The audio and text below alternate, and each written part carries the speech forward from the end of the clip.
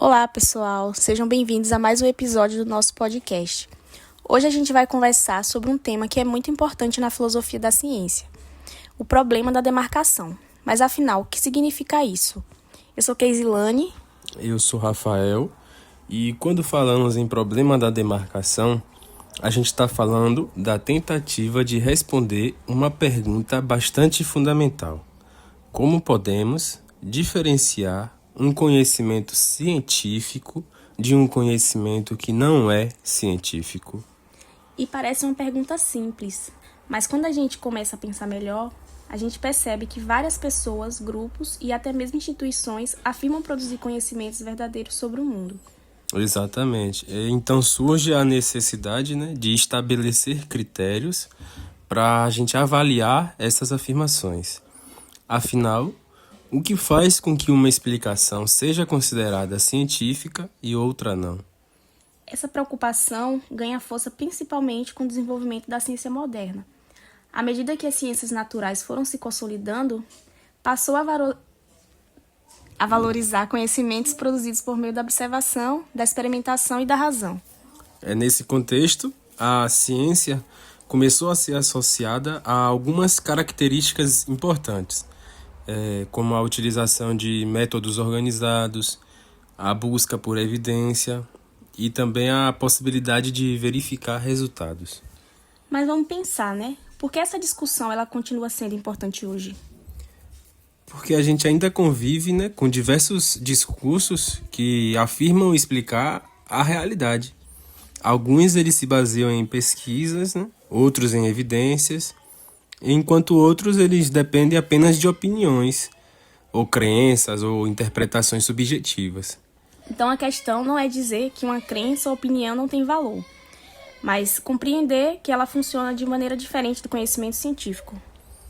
É isso mesmo, a filosofia da ciência, ela procura entender justamente quais são os critérios utilizados para a gente validar um conhecimento como científico.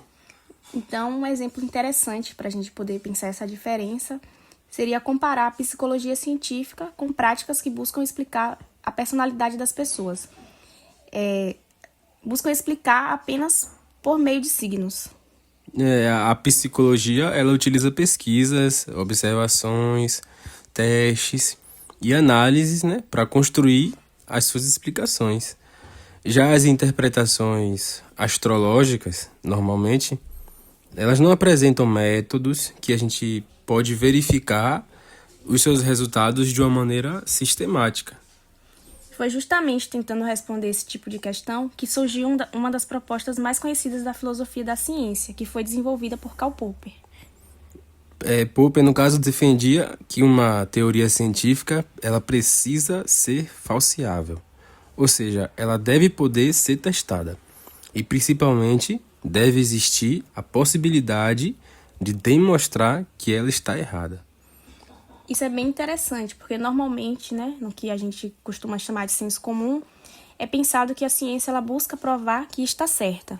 Pois para Popper, o mais importante não era provar definitivamente que uma teoria é verdadeira, mas verificar se ela resiste aos testes. Uma teoria científica, ela precisa correr o risco de ser refutada, no caso. Tem aquele exemplo clássico do cisne, Imagina alguém afirmar que todos os cisnes são brancos. Essa afirmação ela pode ser colocada à prova, se a gente observar diferentes cisnes. Se encontrarmos apenas um cisne negro, essa afirmação ela já deixa de ser válida. Então, para Popper, uma teoria é científica justamente porque ela pode ser questionada e testada. Sim, porém, essa não foi a única forma de compreender o funcionamento da ciência. E aí que entra Thomas Kuhn, que é outro filósofo muito importante para esse debate. No caso Kuhn, ele observa que os cientistas eles não trabalhavam e nem trabalham o tempo todo tentando derrubar teorias. Na verdade, eles geralmente trabalham dentro de modelos já aceitos pela comunidade científica. São os chamados paradigmas. Isso mesmo. Paradigmas são conjuntos de teorias, métodos e formas de compreender a realidade que orienta, né, as práticas científicas em determinado período histórico. Ou seja, eles funcionam como uma espécie de referência para os cientistas. Sim, exatamente. Mas em alguns momentos começam a surgir problemas que o paradigma vigente, né, ele não consegue explicar adequadamente. Aí quando isso acontece, a ciência entra em crise. E dessas crises pode surgir novas formas de explicar a realidade. Sim, é o que Kuhn chama de revolução científica. Um exemplo clássico é a passagem do modelo geocêntrico, que colocava a Terra no centro do universo, para o modelo heliocêntrico, que passa a colocar, no caso, o Sol na posição do centro do universo. Então, Kuhn ele vai mostrar que a ciência também possui uma dimensão histórica e que aquilo que consideramos verdade científica pode mudar ao longo do tempo. Exatamente. E isso não significa que a ciência seja inválida. Pelo contrário, mostra que ela está constantemente se transformando, né? Se revisando, revisando os conceitos e buscando explicações mais adequadas. Chegando ao final da nossa conversa, a gente consegue perceber que o problema da demarcação, então, é uma tentativa de compreender quais critérios tornam o conhecimento científico. E além disso, a gente viu que diferentes filósofos oferecem respostas distintas, né, para essa questão. Popper destacou a importância da falseabilidade, enquanto Kuhn chamou a atenção para paradigmas e para as revoluções científicas. Então, mais do que encontrar uma resposta definitiva, esse debate está nos ajudando a refletir como que a gente constrói um conhecimento sobre os critérios que utilizamos para considerar algo confiável.